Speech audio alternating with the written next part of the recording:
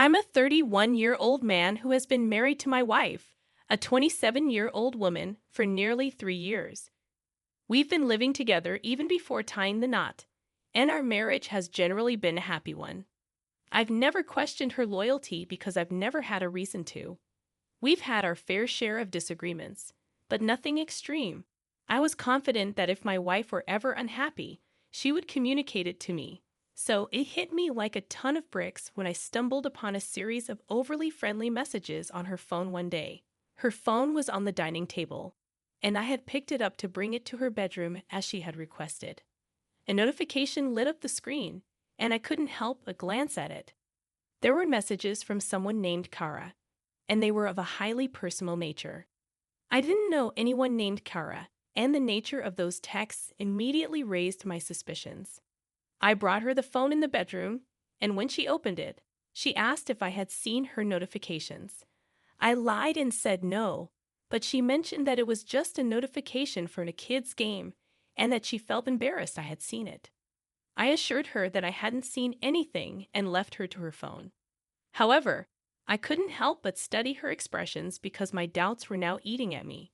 She continued to text Kara with a smile on her face, which only fueled my unease. Unable to shake off my suspicions, I eventually left the room and told her I'd be sleeping in the living room, citing some work I needed to finish. She didn't even look up from her phone when I grabbed a pillow and headed to the couch. Restlessness consumed me as I couldn't stop thinking about those messages and the worst-case scenarios that were playing out in my mind. I had never considered the possibility that she would cheat on me, but now I had my doubts. I let it go that night, but the nagging feeling persisted. I began checking her phone whenever the opportunity arose. I needed to put my mind at ease to know the truth. I wanted desperately for it to be untrue. But then, one day, I saw another text from Kara. It contained a time and place, along with nicknames and emojis that resembled a date plan. I knew I should have confronted her, but I was so furious about her potentially ruining our seemingly perfect marriage that a simple confrontation didn't feel like enough. Instead, I decided to go to the specified place at the designated time. She arrived a bit late, and right in front of the cafe, she kissed the guy. A hello kiss, but a kiss nonetheless. It was the kind of kiss you give your husband when you return from work. I recognized the guy. He was her colleague. I had met him a couple of times when picking my wife up from her office. I knew his name, and I knew for a fact that he was married. I was torn between wanting to storm over and confront them both, to cry my heart out, and maintaining my composure. I chose the latter, hoping to give her a taste of her own medicine. I bided my time, and it was excruciating to be in the same house as her, eating dinner together, sharing a bed, and engaging in conversations about anything while I knew she was betraying me. But I remained patient, determined not to let her get away with it so easily. Our tradition of hosting game nights with friends every other month was the perfect opportunity to carry out my plan, and I organized everything, just as we always did. She was always competitive at games, so our game nights were something she looked forward to eagerly. When everyone arrived, we started playing Pictionary. In the midst of the game, just before it was her turn, I slipped a note into the jar. As she picked it up, her expression shifted from joy to confusion, and then embarrassment within seconds. She looked at me with tear-filled eyes, and in that moment, I decided to reveal everything I knew right there in front of our friends. Everyone was taken aback because, like me, they hadn't anticipated such a revelation from my wife. She pleaded with me to let her explain, and reluctantly, I agreed, curious about what excuse she would conjure. Through tears, she claimed I was jumping to conclusions, asserting that she was merely friends with her colleague. I remained calm, insisting she pack her bags and leave. Her demeanor changed swiftly. She admitted her mistake, but insisted it was unintentional. I couldn't fathom how infidelity could just happen without neglecting your spouse, but at least she acknowledged it. I calmly told her to leave, unable to bear her presence in my home any longer. I also informed her that I intended to speak to her colleague's wife, because he couldn't escape consequences either. Our friends, sympathetic to my situation, tried to console her. Despite my anger, I didn't want her to face this alone. Some friends offered her their guest rooms for the night, but she opted for a hotel.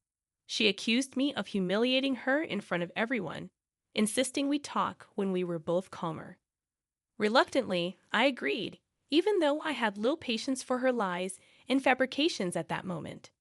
After she left, she persistently tried to contact me, but I ignored most of her calls and messages. I needed time to gather my thoughts. My wife had unraveled into a mess within a month. I did talk to her colleague's wife, who, too, had suspected her husband's infidelity.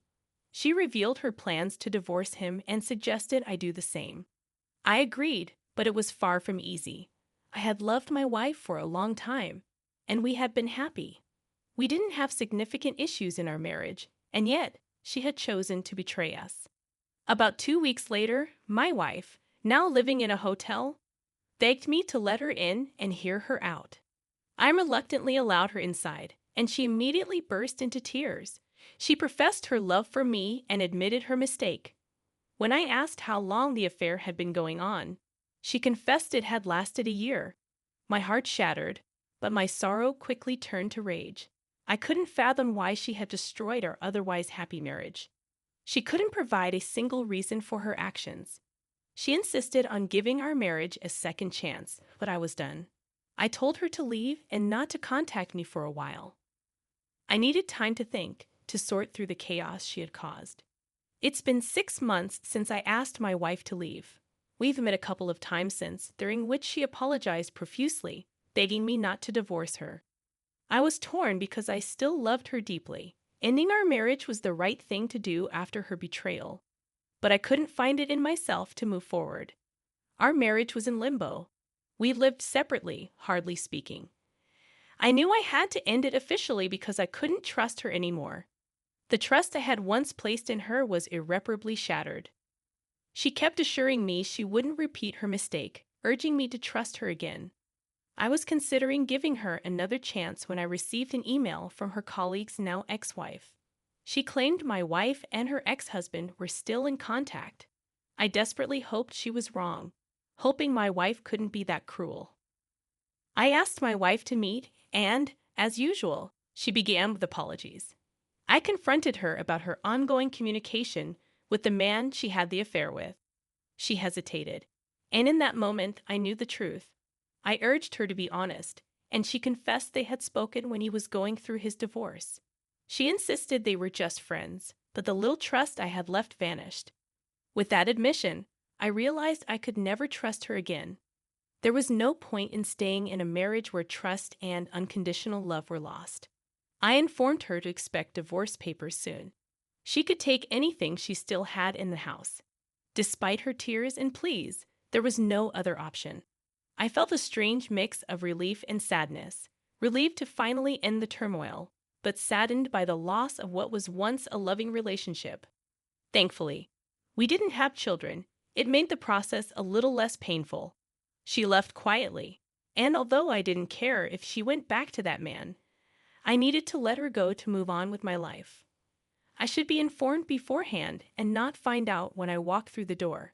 I expressed my concerns, feeling unsettled about the situation. My wife seemed dismissive, telling me I was overreacting and that my brother needed a place to stay temporarily. The next day, I decided to have a conversation with my wife about boundaries. I explained that while I understood she wanted to help my brother, I needed to be part of the decision-making process, especially when it involved our home. She countered, saying that it was just a temporary situation, and I shouldn't make a big deal out of it. I insisted that communication and mutual respect were essential in our relationship and that decisions like these should be made together. As the discussion continued, my wife became defensive, insisting that she was just being supportive and didn't see the need for my involvement. I emphasized the importance of boundaries in maintaining a healthy marriage and family dynamic. We talked through our concerns, trying to find a compromise that respected both our relationship and my brother's situation. In the end, we agreed that in the future, we would discuss such matters before making decisions that affected our home life. While my initial reaction might have been perceived as an overreaction, the conversation allowed us to establish clearer boundaries and strengthen our communication as a couple. I firmly believed that I should have been the one to decide whether my brother stayed over. He had no right to call my wife and intrude without my consent. I insisted that he should have waited for my call, and I planned to talk to him about it in the morning. However, my wife brushed off my concerns, telling me to grow up and accept that he was always welcome in our home. Now my wife is furious with me, and I find myself stuck with my brother in the house, unsure of how long he'll be staying until he figures out his life. Already having 2 teenagers, I felt overwhelmed having another person, especially my adult brother, residing with us. I stood my ground, believing that he shouldn't be here, but my wife remained upset with me. Am I the jerk for asserting that she shouldn't have picked up my brother and allowed him to stay at our house? Update. I don't believe it makes me a bad person to think that an 18-year-old should be independent and not rely on family support. I expect the same for my children. They are supposed to have a job and save money to move out after graduating from high school. If they go to college, they can stay, but they are expected to pay for it themselves and contribute a small amount in rent. My wife doesn't agree with this and believes our children can stay as long as they need. I'm trying to help her see reason. As a child, I was never taken to zoos, museums, or out to eat. I went to a public school and wasn't allowed to participate in sports or activities due to financial constraints. I had to get a job as soon as I could. My parents were 16 when they had me, and even when they got older and had more money, I still didn't receive the opportunities my brother had. My brother received the best, while I got nothing. It's time for him to stand on his own. Yes, my children enjoyed activities like going to the zoo, parks, and museums, as well as participating in sports. However, those privileges were for my kids, not my brother. I couldn't understand why my wife would include him in these experiences. My brother has always regarded her as another mother, so I had to share her with him. Last night, when I got home from work, everyone was preparing for dinner. After the meal, I asked my kids to go to their rooms so I could talk to my brother and wife. I questioned my brother about his presence and why he felt the need to involve us instead of dealing with his issues independently. He explained that he needed to escape his home environment. He had just discovered that his girlfriend had cheated on him and was planning to leave. She blamed him for not marrying her or having a baby, which she desired deeply. I told my wife that what she wanted wasn't unreasonable and that my brother was being immature. I argued that if he could live with his girlfriend, he could marry her. My wife countered, saying that not everyone wants to be married and have children at such a young age, reminding me that he was an adult who needed to grow up. I expressed my displeasure with them making decisions without me and explained that this situation could have been resolved the next morning. There was no need for anyone to drive 2 hours or run away from home. I inquired when my brother planned on leaving, and he informed me that his girlfriend was moving out by Sunday, after which he would go back home. He still had 2 months left on the lease, so he intended to look for a smaller place to move into. I shared my reservations about him staying for that extended period, but my wife defended him, insisting he was my brother and a few days wouldn't hurt anyone. Reluctantly, I agreed, although I made it clear that I didn't like it. I felt cornered and uncomfortable with the situation, but I didn't want to make a bigger issue out of it. I still believed he needed to go home and deal with his problems independently. My brother thanked me, and we parted ways. My wife and I continued to discuss the matter, both feeling discontented with one another. "You're the jerk," she said. "He's an adult." Then another person chimed in, "Or are you leaving out a ton of info? You have some minor points. I don't like people staying at my house either, but it isn't just your house, and it's family. You didn't specify that there was a horrible drama or anything. Your post comes off as controlling and unpleasant." The discussion continued, with varying opinions. Some believed I was in the wrong, while others saw my point of view. It was clear that this situation had caused tension between my wife and me. The situation turned grim in 2020 when I lost my job due to having to homeschool our kids. We couldn't afford the rent, and 6 months later, we were evicted. My mother-in-law, who initially offered us 2 bedrooms, withdrew her support as soon as we became homeless. For 4 months, we lived out of our van with our kids until a homeless shelter opened up. During this time, both my mother-in-law and sister-in-law distanced themselves from us, showing little compassion. Despite our efforts to reach out, we were met with judgment from sister-in-law, who received her house after her father's passing and hadn't paid taxes in years. We were criticized for our life choices and were made to feel like failures because we were over 30, had 3 kids, and were struggling.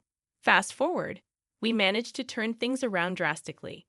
We built a house from scratch, involving our kids, and gained invaluable experience. The outcome was perfect. Our kids were overjoyed to have participated in building their own home. We also started our own business, achieving this success without any help from my husband's family, despite their broken promises. Throughout this journey, I couldn't help but develop a bitter resentment toward them due to their lack of support. Recently, my mother-in-law, who is facing eviction herself after losing her retirement benefits, approached us asking to stay in our home if she became homeless. My initial reaction was to laugh at her audacity. My husband stood by my side, showing his resentment toward her for abandoning us in our time of need. She left offended, and later, sister-in-law criticized us, labeling us as trash for not allowing her soon-to-be evicted elderly mother to move in. I suggested a nearby nursing home for her instead. While some friends said my response was harsh, considering the way they treated us, I don't believe I am the jerk in this situation. Their lack of support when we needed it has created a chasm, and I find it hard to extend